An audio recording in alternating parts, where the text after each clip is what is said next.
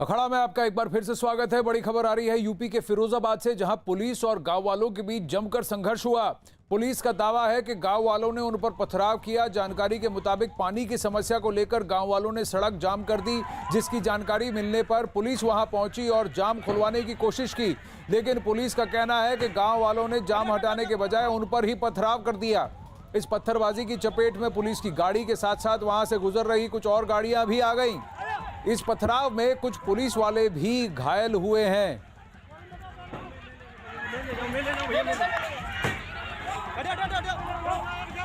अजीत सिंह जुड़ रहे हैं लाइव हमारे साथ लेटेस्ट अपडेट के साथ। अजीत, बताइए ये पूरा मामला क्या है, क्यों भड़क गए गांव वाले और वो भी जाम कर दिया सड़क और पुलिस वालों पर ही पथराव कर दिया?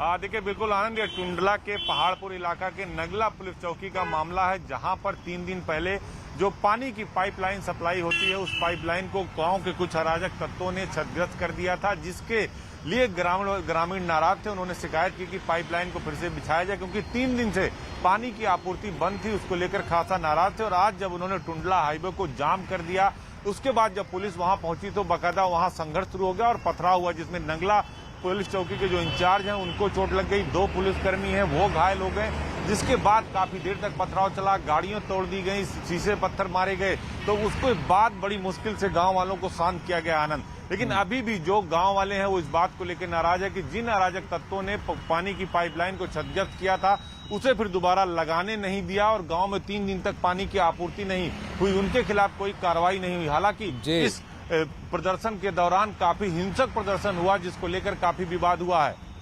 अजीत, आप मेरे साथ बने रहिए। स्थानीय प्रशासन और जो पुलिसकर्मी वहां मौजूद हैं उनके एक सीनियर ऑफिसर का बयान आया है, ये सुनते हैं। और यहाँ पर तेवर था सबका और उसमें नियंत्रित करने के उद्देश्य से जैसा आप बता रहे हैं संभवतः कुछ ऐसा हुआ है, इसको देखा जाएगा क्या मामला था और पथराव किया गया पब्लिक के द्वारा, जिसपे गाड़ियों की स्थिति चुके हैं जो सरकारी गाड़ियाँ हैं। पूरे प्रकरण की छानबीन की जा रही है और पानी की व्यवस्था को जनता की समस्या को देखते हुए सुचारू रूप से संचालित करा दिया गया। देखिए, जाम खुलवाना पहला उद्देश्य है, लेकिन उससे पहले जो गांव वालों का आक्रोश है वो इस बात पर है कि 3 दिन से उन्हें पानी की किल्लत है और वो भी इसीलिए कि कुछ अराजक तत्वों ने सरकारी पाइपलाइन को ही तोड़ दिया। अब इन तत्वों के खिलाफ अब तक कार्रवाई क्यों नहीं हुई है? कोई भी सरकारी प्रॉपर्टी को तोड़फोड़ कर तहस नहस कर निकल जाएगा क्या अजीत? देखिए बिल्कुल यही वजह है विवाद की कि आखिर सरकारी संपत्ति है, पाइपलाइन की सप्लाई है, गांव के अराजक तत्व उनकी जमीन से पाइपलाइन गई है, उन्होंने क्षतिग्रस्त कर दिया और ये कहा कि अब हम पानी नहीं जाने देंगे। गांव के सारे लोग 3 दिन तक सप्लाई बंद हो जाती है, वो दूसरे नलों से काम चलाते हैं। प्रशासन से कहा जाता है वो कोई कार्रवाई नहीं करते, जिसके बाद मजबूर होकर टुंडला हाईवे को गांव वालों ने जाम कर दिया और उसके बाद जो हुआ वो तस्वीरें बयां कर रही हैं आनंद की। जमकर पथराव, गाड़ियां तोड़ी गई, पुलिसकर्मियों को पथराव किया गया, घायल हो गए। तो अब सरकार की जो उत्तर यहाँ गृह विभाग है उन्होंने भी डीएम और एसपी से रिपोर्ट मांगी है, जो अवनीश अवस्थी है। उन्होंने कहा कि आखिर क्या मामला और किस तरह उसको संज्ञान में लिया गया है तत्काल। तो अब ये देखना होगा कि अराजक तत्वों के खिलाफ क्या कार्रवाई होगी और दूसरी कार्रवाई ये भी होगी कि जिन लोगों ने सड़क जाम किया, ठीक है सड़क जाम को खोल दिया गया, लेकिन कानून को अपने हाथ में लिया, पथराव किया, तो उसमें पुलिसकर्मी घायल हुए, गाड़ियां तोड़ी गई। तो अब 2 तरह की कार्रवाई यहाँ होगी। एक तो अराजक तत्वों के खिलाफ कार्रवाई करनी पड़ेगी क्योंकि गांव वाले सड़क पर उतर गए हैं। पुलिस को ये पहले करना चाहिए था, उन्होंने पहले नहीं किया, जिसका परिणाम सबके सामने है। अब पुलिस उनकी गिरफ्तारी की बात कर रही है जिन्होंने पथराव किया, जिन्होंने बवाल किया, लेकिन पहले पुलिस को कार्रवाई उन लोगों के खिलाफ करनी थी जिन्होंने पाइपलाइन को क्षतिग्रस्त कर दिया था और 3 दिन तक पानी की आपूर्ति नहीं हो पाई थी। तो सवाल जरूर खड़े होते हैं, लेकिन जिन लोगों ने कानून को तोड़ा है उनके खिलाफ भी पुलिस कार्रवाई की बात कर रही है आनंद जी। लेकिन सबसे पहली बात यह है कि पुलिस वहां जाम खोलने गई थी तो बात का बतंगड़ कैसे हो गया?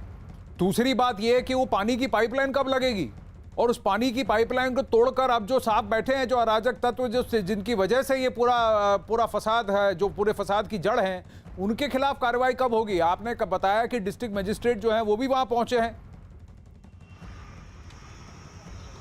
देखिए बिल्कुल जिलाधिकारी पहुंचे हैं और जिलाधिकारी का साफ तौर पर यह कहना है कि हम इसमें कार्रवाई कर रहे हैं, जांच कर रहे हैं, इसमें जो वहां के मजिस्ट्रेट हैं उनको जांच सौंपी जाएगी। लेकिन सीधे तौर पर यह है कि उन अराजक तत्वों के खिलाफ पहले कार्रवाई क्यों नहीं हुई? आखिर ये नौबत ही क्यों आई कि पूरे गांव के लोग सड़क पर आ जाएं और सड़क को जाम कर दें? तो यही इसी वजह से, इनकी लापरवाही की वजह से ये पूरा वाकया हुआ, जिसके बाद ग्रामीण काफी आक्रोशित थे और उन्होंने जाम लगा दिया और जब पुलिस से विवाद हो गया तो पथराव शुरू हो गया और इस पथराव में 3 पुलिसकर्मी, चौकी इंचार्ज नगला, टुंडला समेत 3 लोग घायल हुए हैं। अब डीएम वहां पहुंचे और वो कह रहे हैं जांच की जाएगी, लेकिन अभी तक उन अराजक तत्वों के खिलाफ कोई कार्रवाई नहीं हुई आनंद, जिन्होंने पाइपलाइन को क्षतिग्रस्त किया था, जिनकी वजह से 3 दिन तक पानी की आपूर्ति रुकी थी और ग्रामीण सड़क पर आ गए थे। तो अब ये देखना होगा कि प्रशासन कार्रवाई किस तरीके से कर रहा है। पहले किसके खिलाफ कार्रवाई होती, जिन्होंने पथराव किया या जिन्होंने पाइपलाइन को क्षतिग्रस्त कर दिया और गांव में 3 दिन तक पानी नहीं जाने दिया। आनंद, देखिए, इस जाम को भी कोई ना कोई ऑर्गेनाइज कर रहा होगा गांव के। क्या ये जो गांव वाले थे, इनका लीडर कौन है? क्या इसमें कोई एक सियासी पेच भी है? क्या 2 गुट हैं गांव में जिनके बीच में कुछ कहा सुनी हुई है? क्योंकि सरकारी पाइपलाइन को तोड़ देना, जो कि पहले से वहां लगी हुई है, इसके पीछे कोई तो बात होगी। और क्या वजह थी जो पुलिस वहां जाम खुलवाने पहुंची है, उस पुलिस के साथ भी पथराव हुआ? बात कैसे बिगड़ गई? देखिए, बिल्कुल आनंद, यही वजह जो आपने कही, यही सबसे मूल वजह। चूंकि गांव में 2 पक्ष हैं, दोनों में आपसी तालमेल नहीं है, दोनों के बीच विवाद है और इसके पहले भी जब चुनाव हो या कोई बात हो तो दोनों में कहासुनी हो जाती है।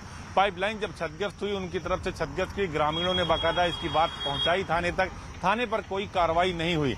यही वजह है कि जब गांव का दूसरा पक्ष सड़क पर पहुंच गया और ये बात कहने लगा कि जब तक पाइपलाइन नहीं लगेगी, पानी नहीं आएगा, तब तक हम सड़क से उठेंगे नहीं। पुलिस पहुंची तो पुलिस के खिलाफ पहले से ग्रामीणों में आक्रोश था, क्योंकि उन्होंने कोई कार्रवाई नहीं की थी। लिहाजा ग्रामीण भड़क उठे, पुलिस के खिलाफ कार्रवाई, पुलिस के ऊपर पथराव करने लगे, तोड़फोड़ हुई और फिर ये तस्वीरें जो आई वो बिल्कुल हैरान करने वाले आई। जी अजीत, धन्यवाद। हम डीएम से संपर्क करने की कोशिश कर रहे हैं। आगे की कार्रवाई क्या होती है इसका अपडेट भी हमें देते रहिए, यहाँ हम हमारे दर्शकों को भी बताते रहेंगे।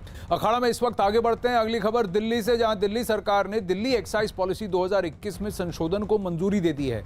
इसके साथ ही दिल्ली में शराब की अब होम डिलीवरी को भी मंजूरी मिल गई है। एक्साइज पॉलिसी में संशोधन के बाद अब दिल्ली के लोग मोबाइल ऐप या वेबसाइट के जरिए ऑनलाइन शराब खरीद सकेंगे। हालांकि दिल्ली सरकार ने निर्देश दिए हैं कि शराब की किसी भी हॉस्टल या ऑफिस में डिलीवरी नहीं की जाएगी। साथ ही सरकार ने यह भी शर्त रखी है कि L13 लाइसेंस वाले डीलर ही शराब की होम डिलीवरी कर पाएंगे। और जानकारी के मुताबिक दिल्ली में फिलहाल किसी भी डीलर के पास L13 लाइसेंस नहीं है। जावेद जुड़ रहे हैं। तो जावेद, जब एक तरफ दिल्ली में ये मुहिम छिड़ रही है कि सबको वैक्सीन लगवाई जाए, तो दूसरी तरफ ये है कि भाई किस तरह से शराब घर तक पहुंचा दी जाए।